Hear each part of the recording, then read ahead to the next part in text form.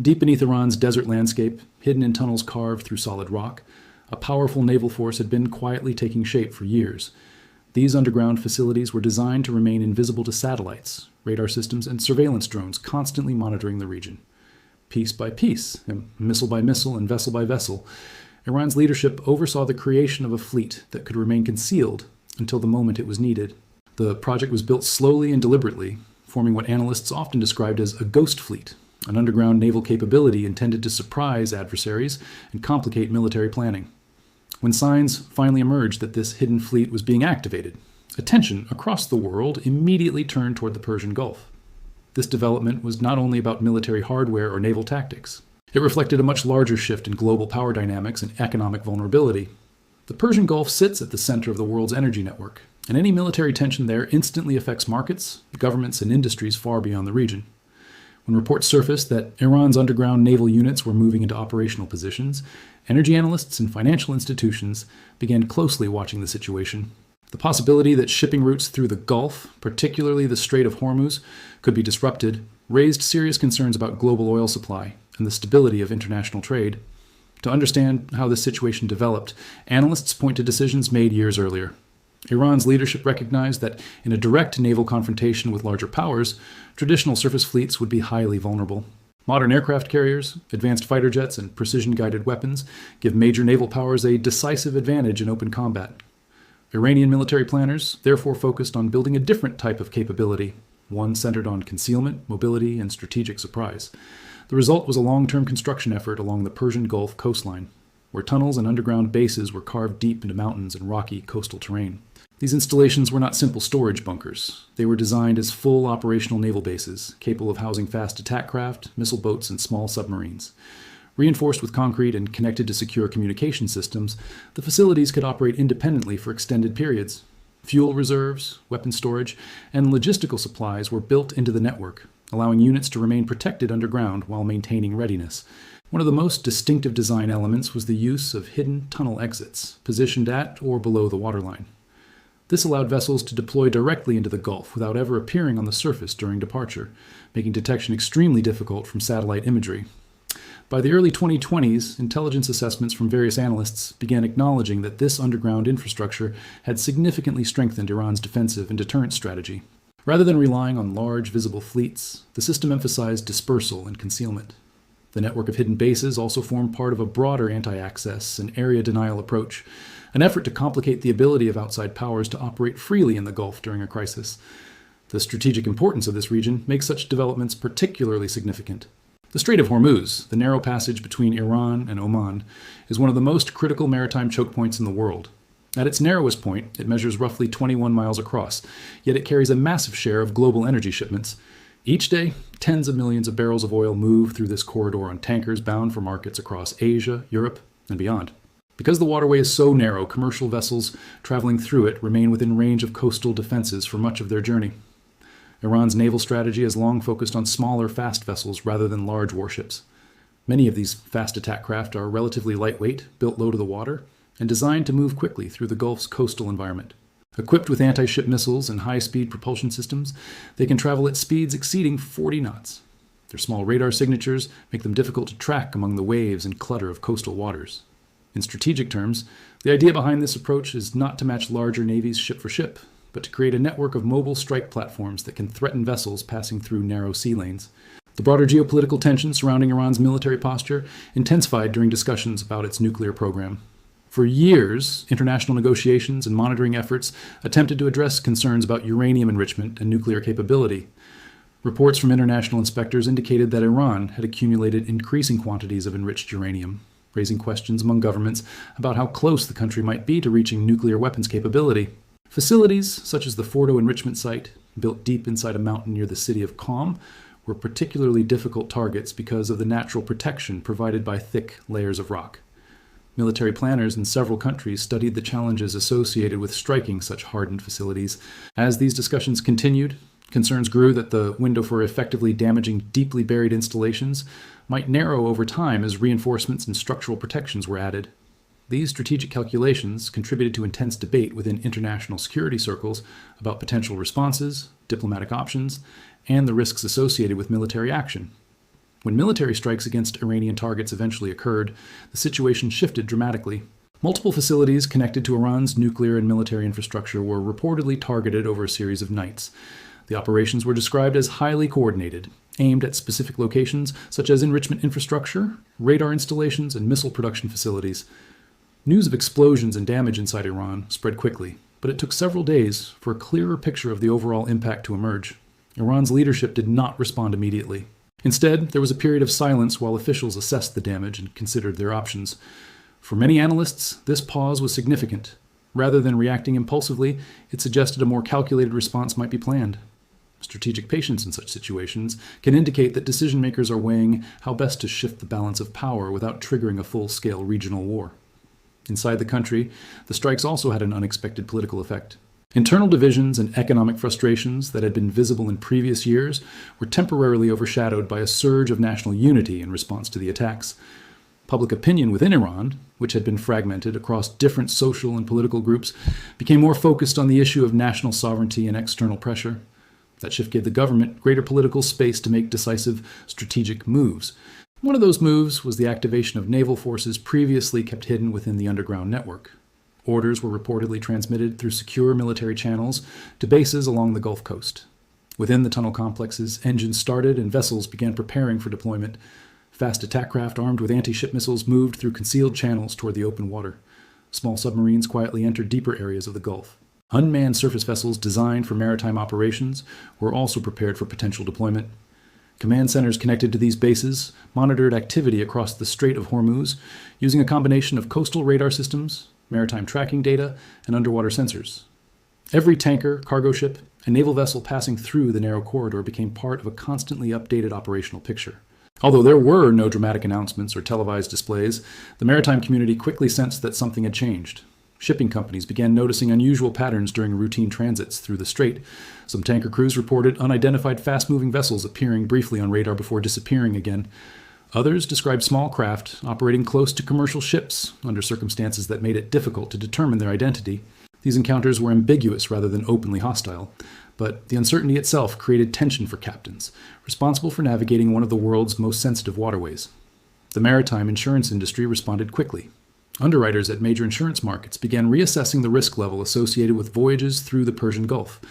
At first, the adjustments were moderate, reflecting heightened caution rather than alarm.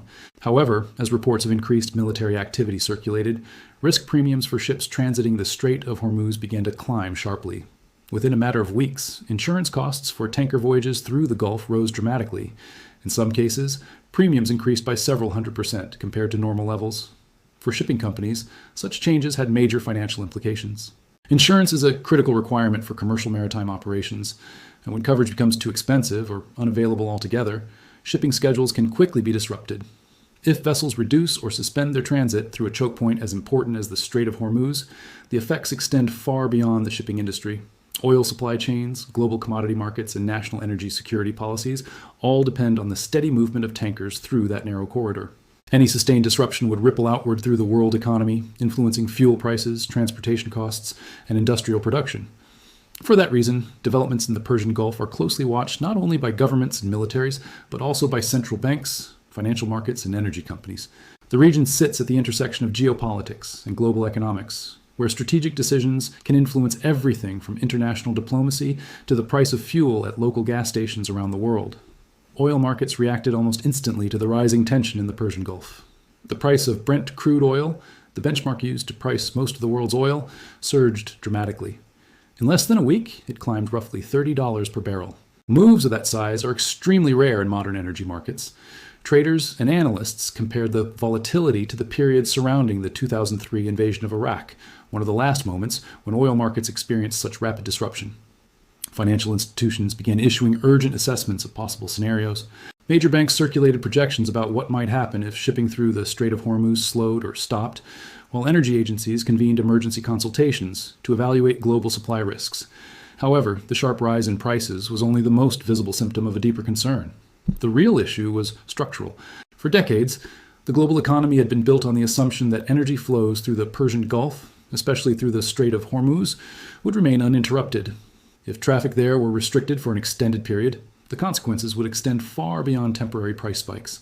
Strategic petroleum reserves could cushion supply shocks for a short time, but those reserves are measured in weeks or months, while a prolonged disruption to shipping lanes could last much longer. Several of the world's largest energy exporters rely heavily on that route. Countries such as Saudi Arabia, United Arab Emirates, Kuwait, Qatar, and Iraq ship large portions of their oil and gas through or near the strait. Together, their exports represent roughly a quarter of the oil consumed globally each day. Although alternative infrastructure exists, such as the East-West pipeline across Saudi Arabia or the Habshan-Fujairah pipeline in the UAE, these systems can handle only a fraction of the normal shipping volume that moves through the strait. Other maritime routes, including those around the Arabian Peninsula, would add significant travel time and face their own security challenges. At the same time, developments were unfolding across the broader region. Groups aligned with Iran, sometimes described collectively as part of the Axis of Resistance, began increasing their activities. In Yemen, the Houthi movement intensified attacks on commercial shipping in the Red Sea using drones and anti-ship missiles.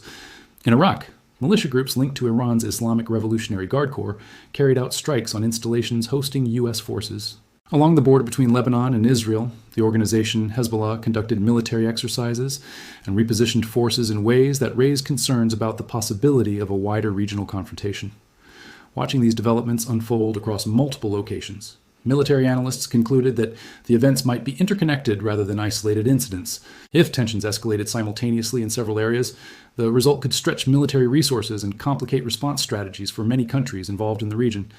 In response, the United States began repositioning forces to reinforce its presence. The aircraft carrier USS Gerald R. Ford, CVN-78, and its strike group, already operating in the eastern Mediterranean, were ordered to move closer to the Gulf region.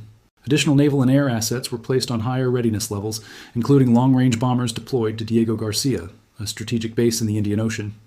Air defense systems such as Patriot missile system were also repositioned to strengthen the protection of U.S. facilities and regional allies. Despite these visible deterrent measures, another development soon drew global attention. Iran announced that it would begin exercising what it described as its sovereign authority to inspect commercial vessels traveling through maritime zones it considered under its jurisdiction in the Strait of Hormuz. The wording of the announcement was carefully framed.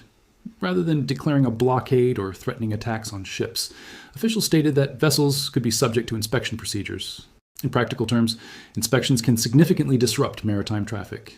A large tanker passing through the strait normally follows tight schedules coordinated months in advance with ports, refineries, and trading partners. Boarding procedures that take several hours can create bottlenecks if repeated across many ships in a busy shipping lane. Within the first 2 days after the announcement, several tankers were reportedly approached by Iranian patrol boats and inspected by boarding teams. The teams conducted document checks and cargo verification before allowing the vessels to continue their journeys. No damage was reported, and crews were not harmed, but the delays sent a strong signal through the global shipping industry. News spread quickly among tanker operators, insurers, and energy companies. The implication was clear. Iran had demonstrated that it could physically approach and stop vessels moving through one of the world's most critical energy corridors. Even limited disruptions can produce large economic effects. Countries heavily dependent on energy imports from the Middle East began taking precautionary measures. Japan, which relies on the region for the majority of its oil imports, convened emergency government meetings to assess supply risks. South Korea activated portions of its strategic petroleum reserves while exploring alternative suppliers. China monitored the situation closely due to its growing dependence on Gulf energy shipments. Meanwhile, India opened diplomatic communications with both Washington and Tehran, reflecting its own reliance on imported energy transported through the region. Across Europe, ministers responsible for energy policy also held emergency consultations. Natural gas prices, already elevated after supply disruptions related to the Russian invasion of Ukraine, rose further as markets reacted to the possibility of new instability in global energy supply chains.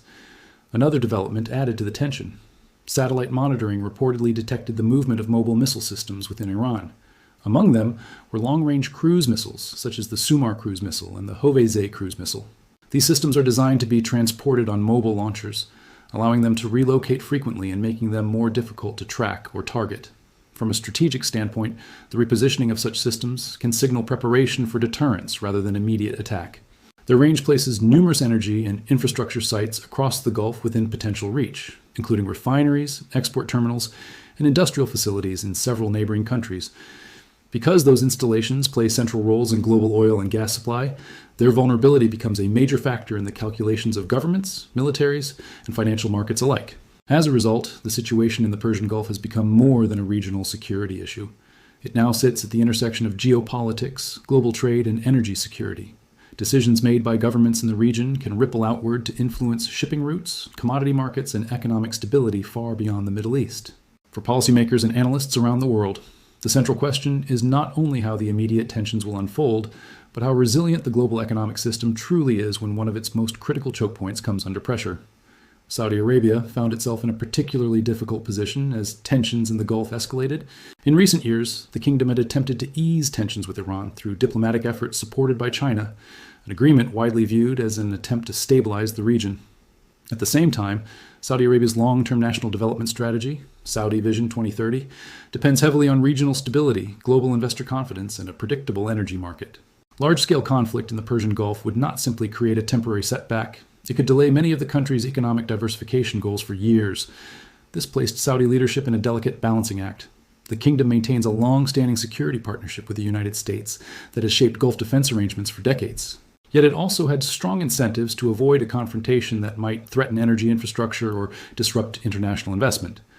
As a result, Saudi officials were reportedly engaged in intensive diplomatic efforts, communicating with Washington about security concerns while also encouraging restraint. At the same time, they maintained dialogue with Beijing and explored indirect channels of communication with Iranian officials in an effort to reduce the risk of escalation. Nearby, Qatar faced its own complex situation. The country hosts the large U.S. military installation Al Udeid Air Base, which serves as a central hub for American air operations in the region. However, Qatar also maintains practical relations with Iran, partly because the two nations share the enormous natural gas reservoir known as the North Field South Pars gas field, the largest gas field in the world. That shared resource underpins much of Qatar's wealth and economic development. Because of this geographic and economic connection, Qatari policymakers often pursue a diplomatic approach that preserves working relationships with multiple sides, rather than aligning completely with any single bloc. The United Arab Emirates was also watching the situation closely, especially because of the financial role played by the city of Dubai. Over the past 2 decades, Dubai has built a reputation as a global commercial and financial hub, attracting investment and business from across Europe, Asia, and the Middle East.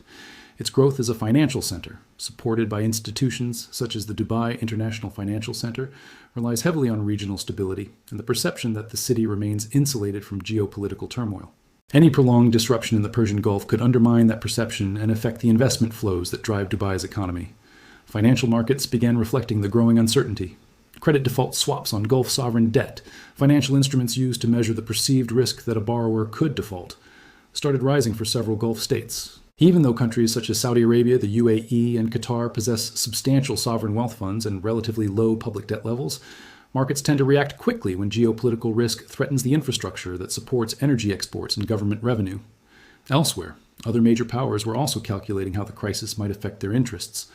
Russia observed the situation through the lens of global oil markets. Because Russia is itself a major energy exporter, rising oil prices can increase government revenue, especially during periods when sanctions or military expenditures place pressure on national finances. For that reason, a sustained rise in energy prices could provide economic relief for Moscow, although Russia publicly emphasized diplomatic solutions. China faced a more complicated dilemma. China imports more oil from the Persian Gulf than any other country and has invested heavily in energy infrastructure across the region through projects connected to the Belt and Road Initiative. Stability in the Gulf is therefore crucial for China's long-term economic planning. At the same time, Beijing has developed closer economic ties with Iran in recent years, including a long-term cooperation agreement designed to expand trade and investment between the two countries. Against this backdrop, Chinese leader Xi Jinping reportedly spoke with leaders from several countries involved in the situation, including Iranian authorities, Saudi leadership, and the American government. Although the details of these discussions were not made public, the outreach highlighted China's growing diplomatic role in Middle Eastern affairs. For decades, Washington had been the primary external power shaping the region's security architecture. Now, Beijing's involvement suggested that the diplomatic landscape might be evolving toward a more multipolar structure. Officials in Washington were aware of the broader implications. Since the 1970s, USS security guarantees and military deployments, supported by agreements with Gulf states, have formed the backbone of regional stability. A crisis in the Strait of Hormuz therefore raises questions not only about military confrontation, but also about the future balance of influence among global powers in the Middle East. Inside Iran, domestic political dynamics were also shifting. Although earlier strikes had damaged certain facilities, they had not eliminated Iran's broader military capabilities. In many political systems, external pressure can strengthen factions that advocate stronger defense policies, while those promoting negotiation may face criticism if diplomatic efforts fail to prevent conflict. As a result, Iranian leaders were navigating both strategic and internal political pressures while considering their next steps. Meanwhile, the economic effects were spreading well beyond the Middle East. In Europe, energy costs had already been elevated after disruptions tied to the Russian invasion of Ukraine. Additional instability in the Persian Gulf pushed energy prices higher, placing pressure on household budgets and government economic policy. In the United States, gasoline prices, an indicator closely watched by consumers and policymakers, also began rising, adding to domestic political concerns. Across Asia, higher oil prices and increased maritime insurance costs affected manufacturing and shipping industries. Because many Asian economies rely heavily on imported energy in global supply chains, even small disruptions in energy transportation routes can ripple through industrial production, export performance, and business confidence. Taken together, the developments in the Persian Gulf illustrated how closely geopolitics, energy markets, and global economic stability are connected. Decisions made by governments in the region can quickly influence international trade, financial markets, and domestic politics in countries thousands of miles away. For analysts and policymakers, the challenge was no longer limited to preventing a military confrontation. It was also about protecting the stability of the global economic system that depends on secure energy flows and predictable international relations. Saudi Arabia had spent years trying to reduce tensions with Iran through a diplomatic process that was supported and encouraged by China. When that agreement was first announced, many leaders across the Middle East welcomed it as a sign that the region might finally be moving toward a more stable and mature political environment. For Saudi Arabia, this process was not just about diplomacy, it was deeply connected to its long-term national ambitions. Under the leadership of Crown Prince Mohammed bin Salman, the kingdom launched an ambitious transformation strategy known as Saudi Vision 2030. This program aimed to diversify the Saudi economy, reduce dependence on oil, and build major sectors such as tourism, technology, and entertainment. All of these goals depended on one crucial condition: regional stability. A large-scale conflict in the Persian Gulf would threaten everything Saudi Arabia had been trying to build. Investors from around the world were already committing billions of dollars to projects in the kingdom, from futuristic cities to large entertainment complexes. But investors only place money where the future seems predictable. If the Persian Gulf became a battlefield, confidence in the region would collapse almost immediately. The Saudi leadership understood that such a war would not simply delay their development plans by a few years. It could derail an entire generation of economic transformation. At the same time, Saudi Arabia faced another challenge. For decades, the kingdom's security had been closely tied to its strategic partnership with the United States. American military protection had been a key part of the Gulf's security structure since the late 20th century. Because of this relationship, Saudi leaders could not simply distance themselves from Washington during a crisis involving Iran. Nor could they ignore the potential threats posed to oil facilities and energy infrastructure, which form the backbone of the Saudi economy. This created a delicate situation in which the kingdom had to balance diplomacy with security commitments. Behind closed doors, Saudi officials were engaged in an intense diplomatic effort.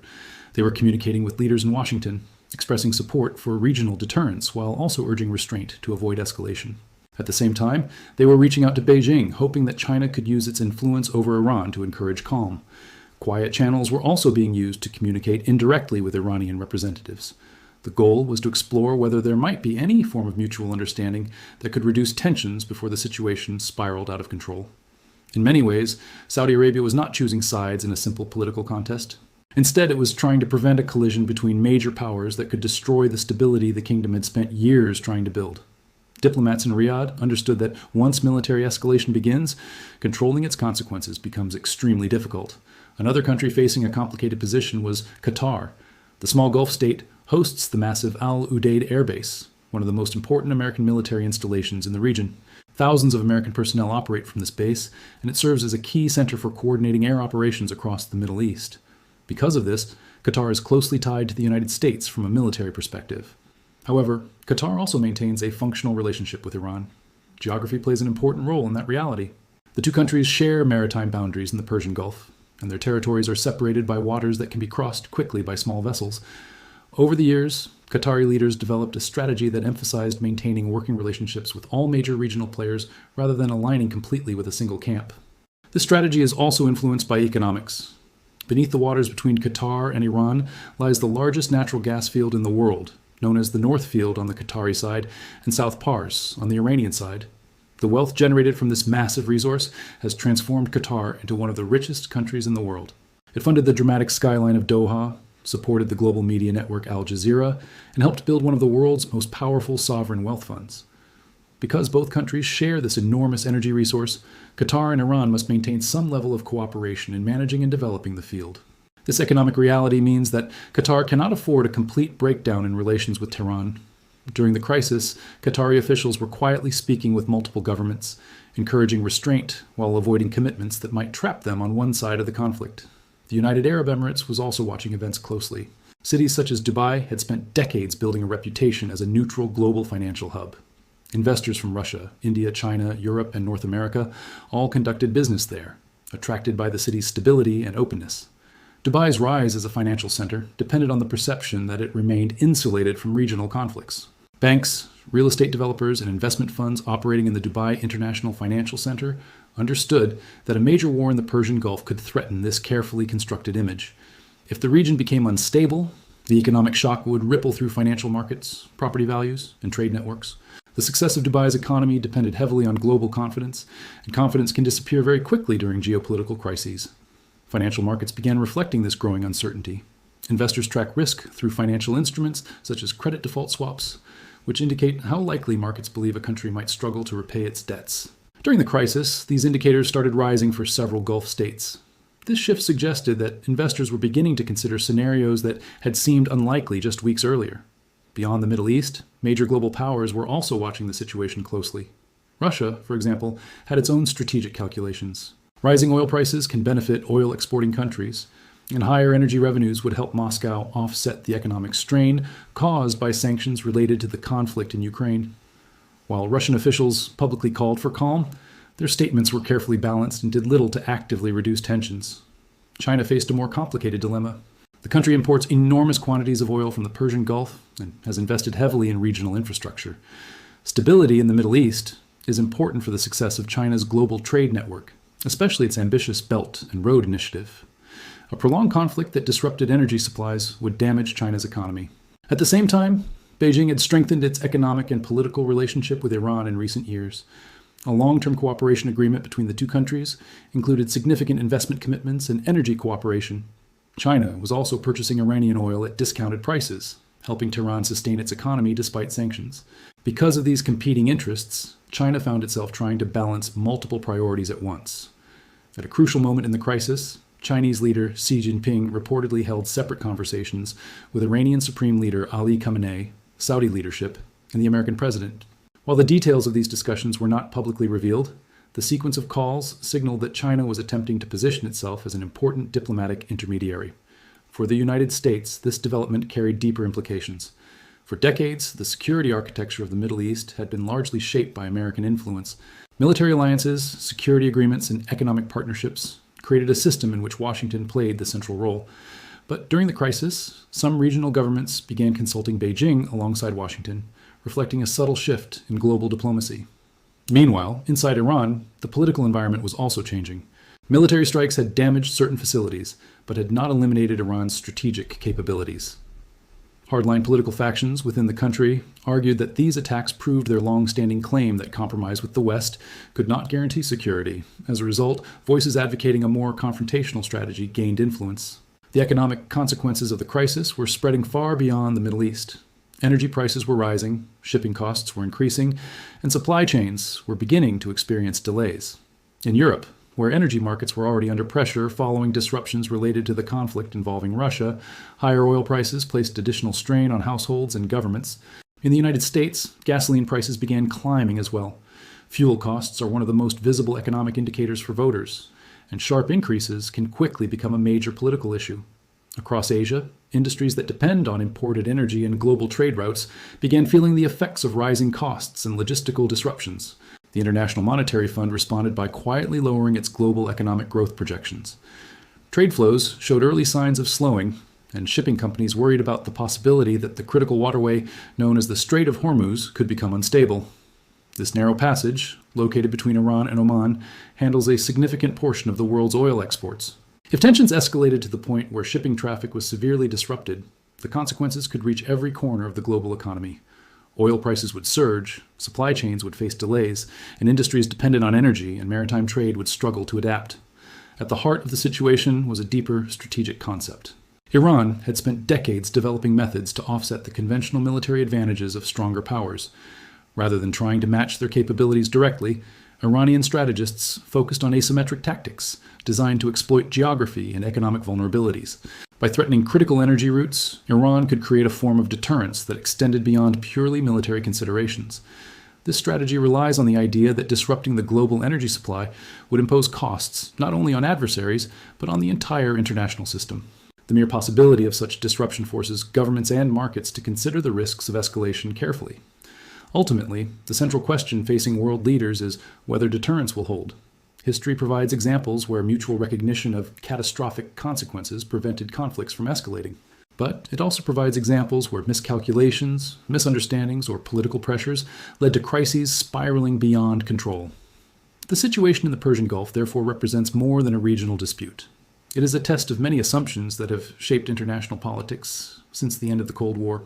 It challenges the belief that global energy markets are too interconnected to be threatened, that military superiority guarantees stability, and that economic interdependence automatically discourages confrontation. What happens next will influence not only the Middle East, but the broader structure of the global economy and international security. Decisions made in capitals around the world could determine whether the crisis fades through diplomacy or becomes a defining moment in 21st century geopolitics.